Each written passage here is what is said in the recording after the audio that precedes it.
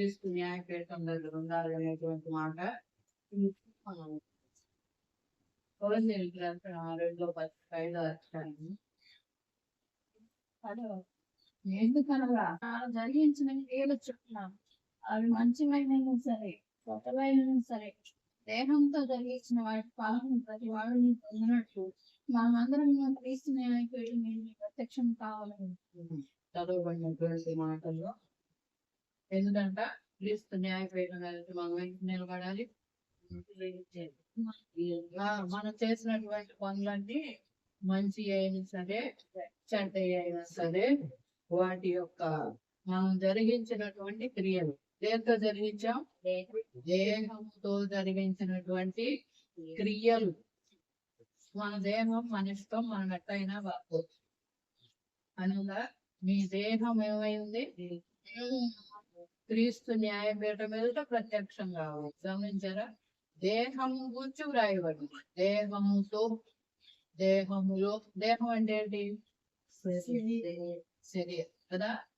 శరీరం దేవుడు మనకి అమర్చినటువంటి శరీరం. దాంతో నివసించినంత కాలం మనం ప్రభువునకు దూరంగా ఉన్నామని ఎరిగి ఉండి, ప్రభువునకు ఎలా ఉన్నామంట? పైన చదివినట్లయితే 7వ వచనం నుంచి 7వ వచనంలో దేహములో నివసించుతున్నంత కాలము ప్రభువునకు దూరంగా ఉన్నాము. దేహంతో జీవించినంత కాలం ఎవరికి దూరంగా ఉన్నాం? ప్రభువుకి, దేవునికి దూరంగా ఉన్నాం. దేహంతో ఉన్నాము అంటే, బతికున్నాము అంటే అర్థం ఏంటి? ప్రభువుకి దూరంగా ఉన్నాడు. లోకంలో ఉన్నాం, లోకానికి దగ్గరగా ఉన్నట్టు దేవునికి దూరంగా ఉన్నాం. కనుక దేహంతో ఉన్నామంటే దేవునికి దూరంగా ఉన్నాం. దేవునికి అక్కడ స్పష్టంగా రాయబడి ఉంది మనకు. కాబట్టి ఈ దేహంతో ఉన్నంత కాలం ప్రభువు దూరంగా ఉంది. ప్రభువు నుండి దూరంగా ఎవరు తీసుకెళ్తున్నారు? మన దేహమే.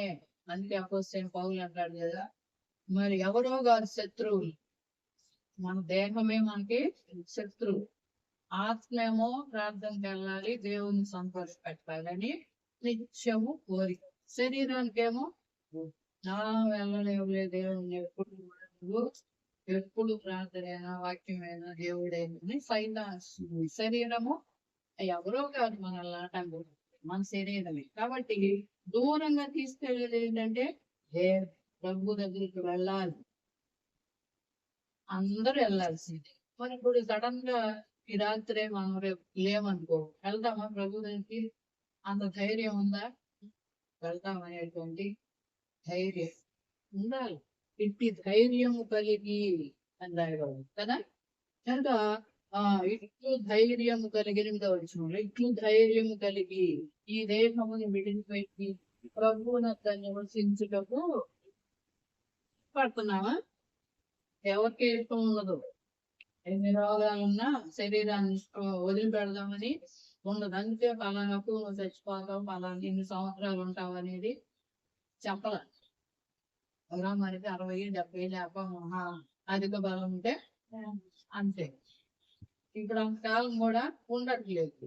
కానీ ఇట్లు ధైర్యం కలిగి, ఎట్లు ధైర్యము? ప్రభువుకు దూరంగా ఉన్నామని ఎదిగి ఉండి ఎల్లప్పుడూ ధైర్యం కలవారమై ఉన్నాము, ఉండాలి. ఇట్లు ధైర్యం కలిగి ఈ దేహమును విడిచిపెట్టి ప్రభువునొద్ద నివసించుటకు ఇష్టపడాలి. 9వ వచనంలో దేహమందున్న దేహం విడిచిన ఆయనకు ఇష్టలమై, దేవునికి ఇష్టలమై ఉన్నట్టుగా చూసుకోవాలి. కాబట్టి దేహంతో ఉన్నంత కాలం ఆయన్ను మహింపరచాలి. ఎందుకంటే ఒకసారి దేహాన్ని విడిచిపెట్టినాక మహింపరచడానికి వీలుంటుందా? ఒకసారి సరిపోయేది మనసు అని కూడా కింద రాయబడదు.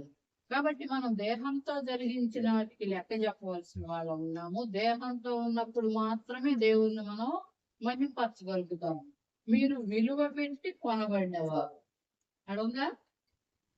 కనుక దేవుని సొత్తు.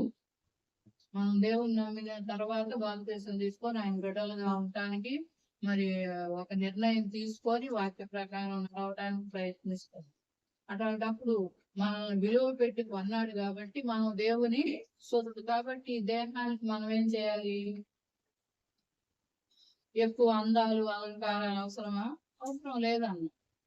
స్త్రీ పురుషులు ఉండాల్సిన అలంకారాలు వాళ్ళ పత్రికల్లో అపోస్తలుడైన పౌలు రాశారు. కాబట్టి మన దేహాలతో దేవుణ్ణి మాత్రమే మనం మహింపరుస్తున్నామా? ఏం చేస్తున్నాం? ఆరోగ్యం ఇచ్చాడు, ఆయుష్ ఇచ్చాడు, ఏది కావాలంటే అది దేవుడు ఇస్తూనే ఉన్నాడు. ప్రతిదినం మనం దేవుని కొరకు ఘనంగా బ్రతకాలని దేవుడు చూస్తున్నాడు. అందుకే దినము మనం దేవునికి అప్పగించుకోవాలి. యోగు గారు అయితే నిత్యము అలా చేస్తున్నారు. నిత్యం చేస్తున్నాడే మనకి ఇలాగ అప్పుడప్పుడు చేస్తున్నాడు. ప్రతిదినం మనం దేవుని కోసం బతికే వాళ్ళంగా ఉండాలి. వ్యర్థంగా అనవసరంగా కానీ వాడి కోసం వీటి కోసం పరుగులు ఎత్తే దేవుడు ఏమి సంతోషం. మీ దేవుని ఆలయం కనుక ఆలయాన్ని మనం పరిశుద్ధంగా ఉంచాలి. దేవుడు చూస్తాం. మనం రక్షించడానికి, విమోచించడానికి ఆయన తాను అప్పగించుకున్నాడు, ప్రాణం పెట్టాడు. తెలుసు కదా. కనుక మనం విలువ పెట్టి కొనబడినటువంటి దేవుని యొక్క సొత్తు ఇది తీసుకెళ్లి దేవునికి మళ్ళీ మనం భద్రంగా అప్పగించాలి. అప్పుడు చివరి మాట చూడు, 10వ. ఎందుకనగా తాను జరిగించిన క్రియల చొప్పున అవి మంచమైనను సరే చెడ్డమైనను సరే దేహంతో జరిగించిన వాటి ఫలం ప్రతి వాడు పొందినట్లు మనమందరము క్రీస్తు న్యాయపీఠం మీదట ప్రత్యక్షం కావాలన్నా సిద్ధపడాలి. క్రీస్తు న్యాయపీఠం అవుతుంది. ఎవరి దగ్గరైనా మనం ఏమవచ్చు? తప్పించుకోవచ్చు, కానీ అది మాత్రం మనం తప్పించుకునేటువంటి పరిస్థితి ప్రసంగంలో కూడా ఉంటుంది. చూడు 12:14 చివరిగా ప్రతి అప్పును తెచ్చి దేవుడు విమర్శ చేయనప్పుడు ఆయన ప్రతి క్రియను అది మంచిదే గాని చెడ్డదే గాని తీర్పులోనికి తెచ్చి ఖచ్చితంగా తీర్పులోనికి మనం వెళ్ళాలి. ఇందా చదివిన మాటకి ఇందా కూడా మంచివైన చెడ్డవైన దేహంతో జరిగించినాటికి ఫలం పొందాలి. ఇక్కడ కూడా ప్రసంగిలో భక్తుడు ఏం రాస్తున్నాడు?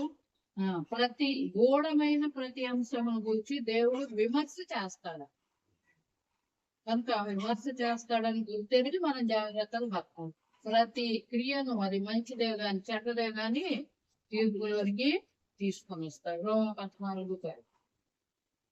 అయితే నీవు నీ సహోదరుని తీర్పు తీర్చనేలా, నీ సహోదరుని నిరాకరింపనేలా మనమందరం దేవుని న్యాయపీఠం ఎదుట నిలవాలి. కనుక నా తోడు ప్రతి మోకాలు నా ఎదుట వంగును, ప్రతి నాలుక దేవుని స్థుతించునని ప్రభువు చెప్పుతున్నాడు అని రాయబడి ఉన్నది. కనుక మనలో ప్రతి వాళ్ళు తన గురించి దేవునికి, నా గురించి నేనే, నీ గురించి నువ్వే, ఎవరి లెక్క వాళ్ళే చెప్పాలి. ఇక్కడ ఏమి రికమెండేషన్ లేనుండవు. మనం బతికిన బతుకుని బట్టి మంచివైనా సరే చెడ్డవైనా సరే దేహముతో జరిగించిన వాటి ఫలం ప్రతి వాడు పొందినట్టుగా క్రీస్తు న్యాయపీఠం మీద మనము ఉండాలని జాగ్రత్త కలిగి మనము మన యొక్క జీవితాలని కొనసాగించాలి. మనం అనుకుంటాం బాప్తిజం తీసుకున్నాను, ప్రతి వారం బాలలో పాల్గొంటున్నాను, చనిపోతే నేరుగా పరలోకం పోతాను అని అనుకుంటే పోతాం, అనుమానం లేదు. అయితే దానికి ముందు ఏముంటుంది? వెళ్ళక ముందు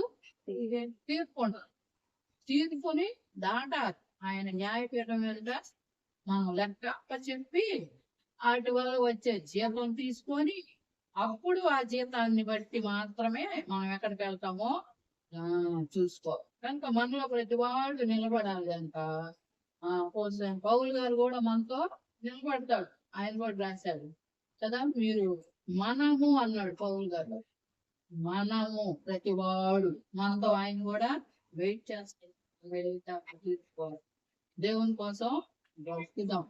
ప్రకటనలో 22:12 త్వరగా వస్తున్నాను, వారి క్రియల చొప్పున నేను సిద్ధపరిచిన జీతం నా యొక్క. కనుక మనం క్రియలు చేస్తున్నాం, జీతం ఎవరు రెడీ చేస్తున్నాడు? కనుక ఇదిగో త్వరగా వస్తున్నాను.